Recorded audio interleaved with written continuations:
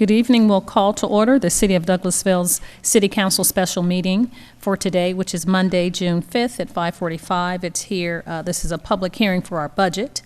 And the first committee and only committee that we're here to discuss is a Finance Committee. The Vice Chair asks that you would please come up, Mr. Richard Siegel.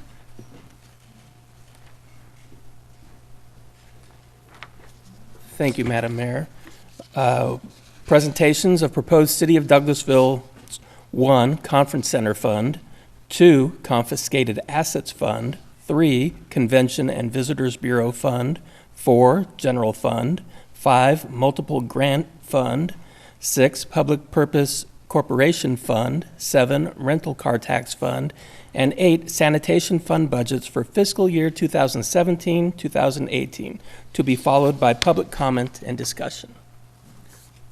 I'll have our City Manager, Marcia Hampton, and Finance Director, Karen Callan, come up to do the presentations.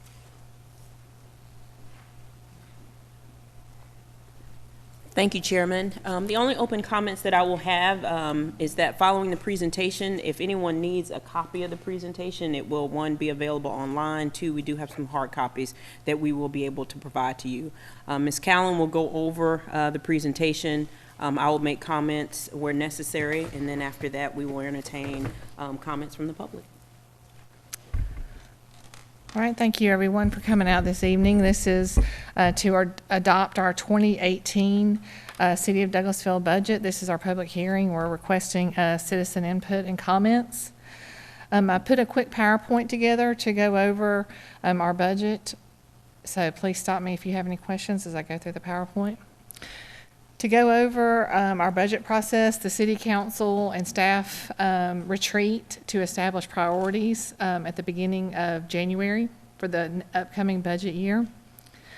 Then the development of the budget by the department directors ensues from February 2017 to around May 2017. Then we have our budget workshop. We had one June 1st, June 2nd. We had it a day and a half to discuss all items in the budget.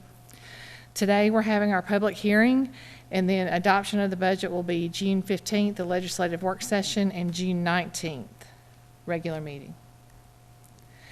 The total general fund budget is $27,396,187. It's a decrease of 2% overall from last year's 2017 amended budget. Our largest decrease was in other financing sources. That's a 25% decrease.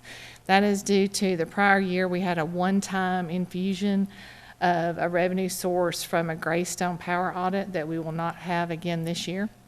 So that accounts for our largest decrease of the general fund budget. To go over our millage rate history, from 2010 to 2017 estimated, you can see in 2014 to 2015, that's when we had the service delivery strategy agreement with Douglas County, which increased our budget by a little over $1.9 million for our animal control and fire services. Then 2016, we rolled back the millage rate. And in 2017, based on our discussion during the budget workshop, we were looking at not rolling back. We don't have our tax digest numbers yet, but that is how our budget is programmed at this point.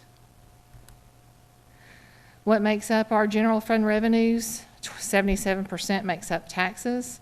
I'll have a breakdown of these individual taxes. There are many different sources of taxes on the next slide.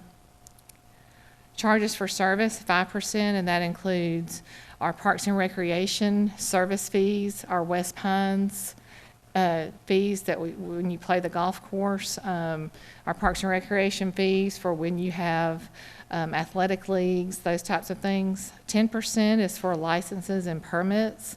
Those are our building permits and business license, occupational license, and so forth. Fines and forfeitures represent 7%.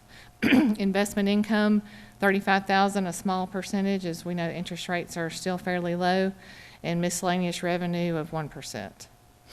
Our breakdown of taxes of the $21,026,180. Property taxes account for 39% of our total, 77% of taxes. Sales tax, 31%, and franchise taxes at 12%. Our general fund expenditures Our largest decrease is general government, and that also is due to the contingency from the one-time infusion of the Greystone Power franchise. Across the board, general fund expenditures, you'll see, and you'll see in a later slide, that due to the new SPLOST that we received funding for this year, we were able to move quite a bit of capital that we would have had to purchase from our general fund, maintenance and operations, into the SPLOST fund. General fund expenses, general government, 35%. That includes city manager, finance, legislative budget, information technology. We have public safety, which accounts for 37%, which is our largest piece of the general fund budget, and that is very usual in all local governments. Judicial represents 3%, culture and recreation 11%, and community development 5%. And debt service with a small 2% of the total general fund budget. General fund highlights, we did fund 4 additional police officers, and again, that is reflective of how our SPLOST funds helped the maintenance and operating budget. We did decide to fund 4 additional police officers. Our salaries and benefits, we have programmed in an up to 3% merit. However, we do not have a cost of living in the budget at this time. We do have tuition assistance, a sick leave buyback program that we have implemented to attract and retain employees. We did not use fund balance to balance the budget, which is a good thing. That shows that we have enough revenues to cover our expenses. In our fleet maintenance department, we have programmed in software expenses to have a better accounting of all of our vehicle fleets, and that should include a GPS system.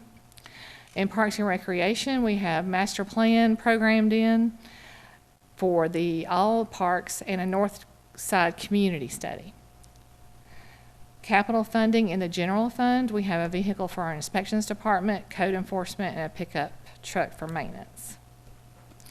We have a software conversion for information technology, information tagging system. Best practices is to always include a contingency line item in your budget.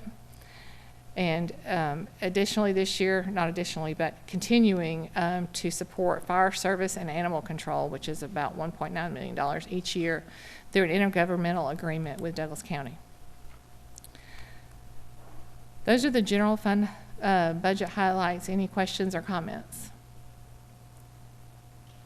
Moving on to our special revenue funds and our capital fund budgets. We had the Convention and Visitors Bureau, which is funded by 8% hotel motel tax. That budget increased by 41%. Hotel motel taxes are increasing, and we are planning on doing some refurbishing of the CBB Welcome Center. Conference Center is funded by the 8% hotel motel tax. There is a 0% increase in the Conference Center. Multiple grant fund, we have a 58% increase in that budget, and that is all our capital funds that are matched with grant, and we are using some SPLOST funding to match those grant funds. Confiscated asset funds, we have a decrease of 49% and 34% respectively. Sanitation fund, a 2% increase. Capital road fund, we did not have this fund the prior year. That is $316,000, and that's specifically to pave a subdivision. Our public safety debt service fund, we did some refinancing of the bonds for the Public Safety Administration building, and that resulted in a 6% decrease in that debt service payment. Conference Center Construction Fund and the Public Purpose Corporation Fund and Rental Car Fund are the same year over year. Our SPLOST Fund, we had a 3,812% increase.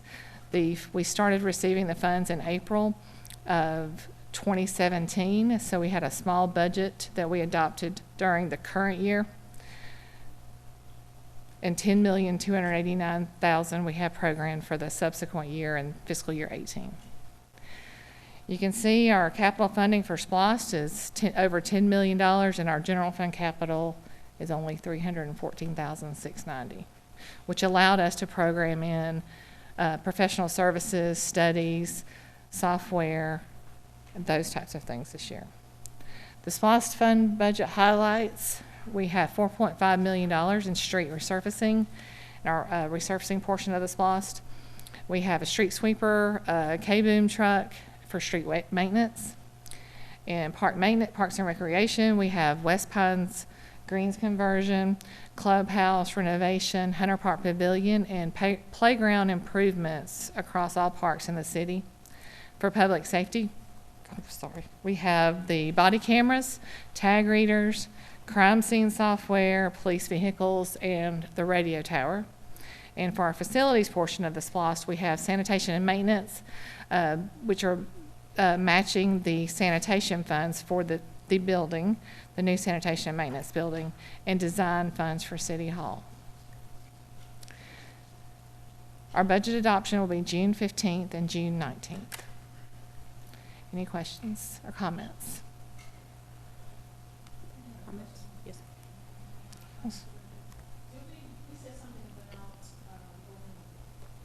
That's in the budget. Yes, we have included that in the budget. Yes, ma'am. We have $100,000 allocated to that line item.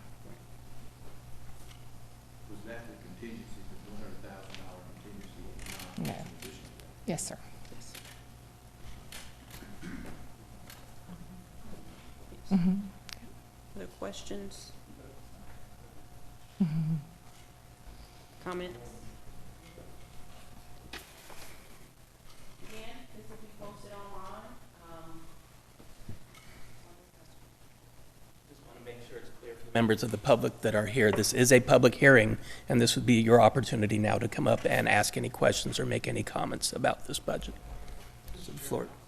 For the record, since this is being broadcast, maybe, the folks may be interested, we did spend 2 days.